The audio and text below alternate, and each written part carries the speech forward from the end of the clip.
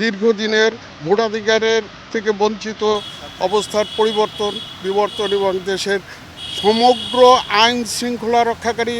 এবং অন্যান্য প্রশাসনিক স্তরে যারা যেখানে যে অবস্থা আছে তাদের প্রত্যেকের আন্তরিকতার সাথে যেন দেশটার ভালোর জন্য চিন্তা করে এই নির্বাচনটাকে আগাইয়ে নিয়ে আসে। এত বড় একটা সংগ্রাম করলো ফেয়ার ইলেকশনের জন্য, সেখানে যদি সব দলের অংশগ্রহণ না হয় তাহলে সেই নির্বাচন অর্থবহ বলে আমি মনে করি না, এবং সেই নির্বাচন ফেয়ার হবে বলে আমার বিশ্বাস না।